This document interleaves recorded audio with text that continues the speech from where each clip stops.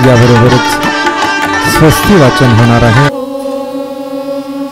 श्री परमात्मने नमः.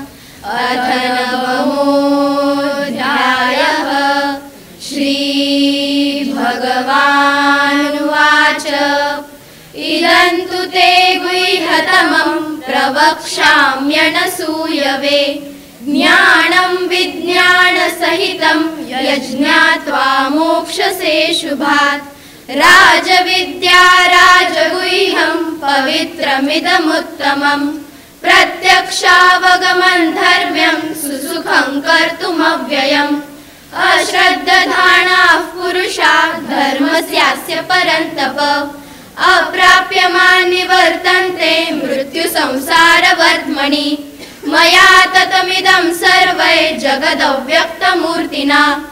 मत्स्थानि सर्वभूतानि न चाहन्तेष्वस्थितः. न च मत्स्थानि भूतानि पश्य मे योगमैश्वरम्. भूतभृन्न च भूतस्थो ममात्मा भूतभावनः. यथाकाशस्थितो नित्यं वायुः सर्वत्र गो महान्. तथा सर्वाणि भूतानि मत्स्थानीत्युपधारय. सर्वभूतानि कौन्तेय प्रकृतिं यान्ति मामिकाम्.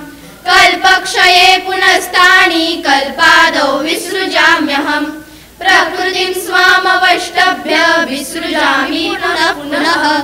भूतग्राममिमं कृत्स्नम् अवशं प्रकृतेर्वशात्. न च मान्तानि कर्माणि निबध्नन्ति धनञ्जय. उदासीनवदासीनम् असक्तं तेषु कर्मसु. मयाध्यक्षेण प्रकृतिः सूयते सचराचरम्. हेतुनानेन कौन्तेय जगद्विपरिवर्तते. अवजानन्ति मां मूढा मानुषीं तनुमाश्रितम्. परं भावमजानन्तो मम भूतमहेश्वरम्. मोहाशा मोहकर्माणो मोहज्ञानाविचेतसः. राक्षसीमासुरीं चैव प्रकृतिं मोहिनीं श्रिताः. महात्मानस्तु मां पार्थ दैवीं प्रकृतिमाश्रिताः. भजन्त्यनन्यमनसो ज्ञात्वा भूतादिमव्ययम्. सततं कीर्तयन्तो मां यतन्तश्च दृढव्रताः. नमस्यन्तश्च मां भक्त्या नित्ययुक्ता उपासते. ज्ञानयज्ञेन चाप्यन्ये यजन्तो मामुपासते. एकत्वेन पृथक्त्वेन बहुधा विश्वतो मुखम्. अहं क्रतुरहं यज्ञस्वदाहमहमौषधम्. मन्त्रोऽहमेवाज्यम् अहमग्निरहं हृतम्. पितामहस्य जगतो माता धाता पितामहः. वेदं पवित्रमोङ्कार रुक्सामयजुरेव च. गतिर्भर्ता प्रभुः साक्षी निवासः शरणं सुहृत्. प्रभवः प्रलयस्थानं निधानं बीजमव्ययम्.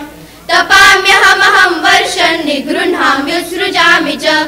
अमृतं चैव मृत्युश्च सदसच्चाहमर्जुन.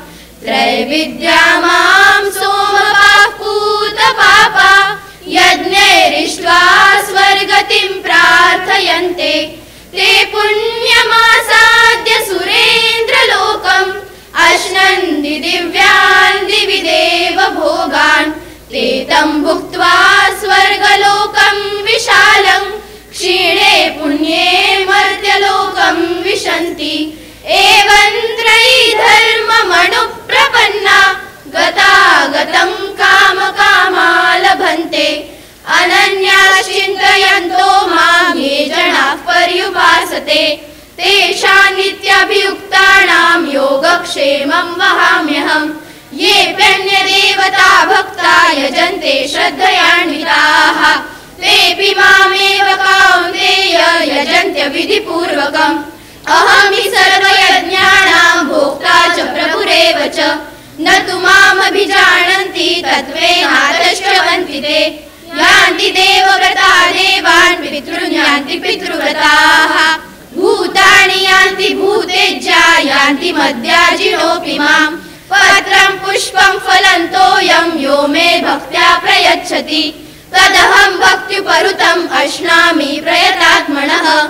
यत्करोषि यदश्नासि यज्जुहोषि न दासि यत्तपस्यसि कौन्तेय तत्कुरुष्व मदर्पणम् शुभाशुभफलैरेवं मोक्षसे कर्मबन्धनैः सन्न्यासयोगयुक्तात्मा विमुक्तो मामुपैष्यसि समोऽहं सर्वभूतेषु न मे द्वेषोऽस्ति न प्रियः ये भजन्ति तु मां भक्त्या मयि तेषु चाप्यहम् अपि चेत् सुदुराचारो भजते मामनन्यभाक् साधुरेव समन्तव्यः सम्यक् व्यवसितो हि सः क्षिप्रं भवति धर्मात्मा शश्वच्छान्तिं निगच्छति कौन्तेय प्रतिजानीहि न मे भक्तः प्रणश्यति मां हि पार्थ व्यपाश्रित्य येऽपि स्युः पापयोनयः स्त्रियो वैश्याः तथा शूद्रास्तेऽपि यान्ति परां गतिम् किं पुनर्ब्राह्मणाः पुण्या भक्ता राजर्षयस्तथा